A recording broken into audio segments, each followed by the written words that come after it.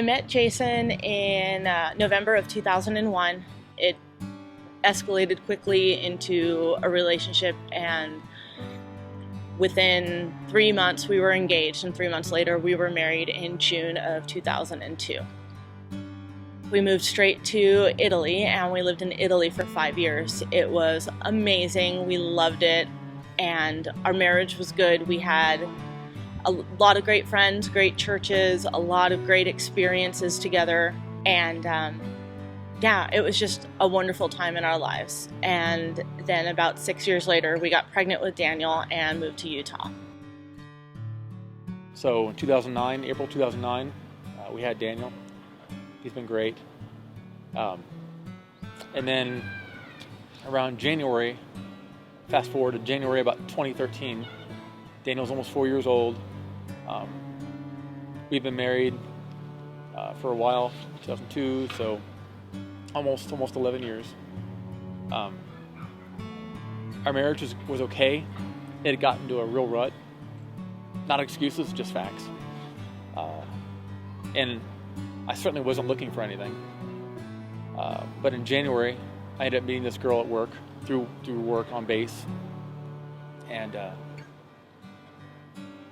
so I ended up having an affair on Elaine for a couple of months, until finally in March of that year, of 2013, I came home and I told her, look, I'm having an affair, I'm sleeping with so-and-so, I'm not in love with you anymore. So you deserve someone who loves you, who's in love with you, so you need to go. You need to divorce me. My immediate reaction was, no, we're not getting a divorce, because that's not what God intended for our marriage, and we didn't come to this point in our marriage, in our life, and that's not what God had told us. And he was just like, I don't love you. I'm like, okay.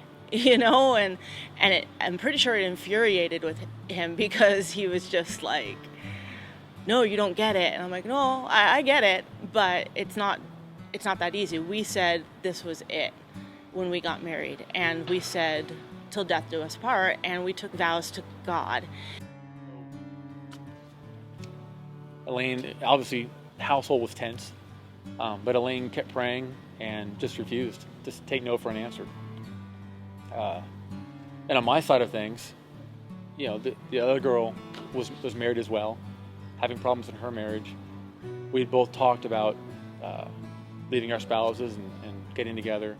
So we were praying, and my friend Ann kept asking, God, just give Elaine a vision, give her something to kind of just grasp onto, go, with hope. And this picture came to my mind, and it was a vision, I guess, but it wasn't, God didn't drop a sheet, show it, like in the Bible, but it was just kind of in my mind's eye, in my head, and I looked over and Jason was holding a baby. And I remember bawling my eyes out immediately, which I'm not going to do right now. I remember just starting to cry, and Anne and Hannah kind of leaned into me, and they were just like, what's wrong? What do you see? What do you see? And I just kept saying, there is a baby. There is a baby. And it was a ray of hope. And just a symbol of God's promise, and God showing me that this isn't over. So time went on for a month or two more. Things slowed down on my end with her, and finally it came to a head where I had to make a choice. And I chose Elaine, and I chose Daniel. Eventually, very slowly, Jason's heart changed, and our marriage started to get put back together. And very, very slowly, we fell in love with each other again the way it used to be, and better than that before. In March of 2014, I took a pregnancy test, and it was almost a year to the day that he told me he had the affair that I found out I was pregnant with Evan. And so October of last year, we had a 6-pound, 9-ounce baby boy and named him Evan. And his name means God is gracious. And he is. And one of the reasons we wanted to share this, it's embarrassing, especially for me. But we both had it in our heart to share this because we know we're not the only couple to ever go through marital issues, trouble, what have you. And we just wanted this to be an example to everyone, like, just remember that God does have you, even in your darkest moments. God is there, and God is ready to reconcile you if you just but turn to Him. Maybe not with a shiny new baby like this, but in your own way. And He does restore.